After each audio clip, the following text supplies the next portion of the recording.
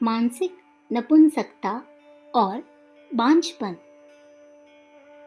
अन्य प्राणियों की भांति मनुष्य को अपनी काम वासना की पूर्ति का समुचित अवसर समाज में उपलब्ध नहीं होता। इस अतृप्ति के फलस्वरूप मुख्यतः देर से विवाह करने पर या आजन्म ब्रह्मचारी रहने से पुरुष में मानसिक नपुंसकता एवं स्त्री में मानसिक बांझपन की उत्पत्ति होती है। एक आयु ऐसी आती है जिस पर विवाह होकर वासना की भूख शांत होना इस हाड़ मास के प्राणी के लिए अनिवार्य और प्राकृतिक है।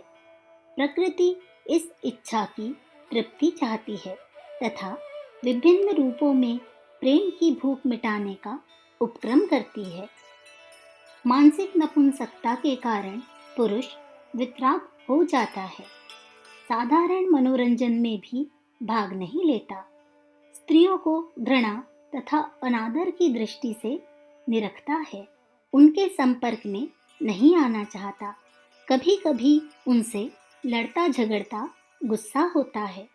प्रायः संतान निरोध के प्रयोग करने वाले व्यक्ति भी इस रोग के शिकार बनकर अतृप्त रहा करते हैं। उनका वासनामय जगत अत्यंत अशांत रहता है। स्त्रियां सन्यासिनी सी दुखी, असंतुष्ट एवं अतृप्त बनी रहती है। अपने पति के चरित्र पर संदेह करने वाली स्त्री ईर्ष्या से ऐसी जलती है कि हिस्टीरिया की शिकार बन जाती है। ऐसे रोगी प्रायः बात बात पर शक करते हैं। पुरुष अपनी पत्नी के चरित्र पर संदेह कर पागल से बन जाते हैं। रति के बिना अर्थात वासना की पूर्ति के अभाव में प्रीति भी भयानक मानसिक रोग का कारण बनती है। वासना को रोकिए मत, उसे निकलने बहने का प्राकृतिक मार्ग दीजिए। समाज की रीति नीति मर्यादा को दृष्टि में रखकर वासना की पूर्ति करना अनेक मानसिक रोगों से बचना है। पति पत्नी को एक दूसरे के चरित्र पर भूलकर भी संदेह नहीं करना चाहिए। अधिक दिन तक अविवाहित रहना, संतान निग्रह के उपयोगों की शरण लेना, साधुत्व का स्वांग करना, आदर्श की दुनिया में रंगे रहना, ब्रह्मचर्या व्रत का नाटक करना मानसिक विकारों को न्योता देना है। प्रेम की पूर्ति दाम्पत्य प्रेम की तीनों अंगों यानी रति, वासनामय प्रेम या प्रीति में होना चाहिए। प्रेम की प्रत्येक अवस्था क्रमशः एक दूसरे के पश्चात प्राकृतिक रूप से पार किए जाना मनोविज्ञान की दृष्टि से अनिवार्य है। काम वासना की पूर्ति होनी चाहिए। जब आप उस वासना का शोध कर प्रेम की अंतिम अवस्था में पहुंच जाएंगे, तभी आत्मा का समुचित प्रसार हो सकेगा। दाम्पत्य प्रेम का प्रसार प्राकृतिक है। विषय भोग का सहवास आत्म प्रसार की प्रथम अवस्था है। इस स्टेज को पार करने के पश्चात ही मानसिक शक्ति का विकास हो सकता है। रति, प्रीति और प्रेम प्रसार का चरम लक्ष्य आत्म साक्षात्कार है।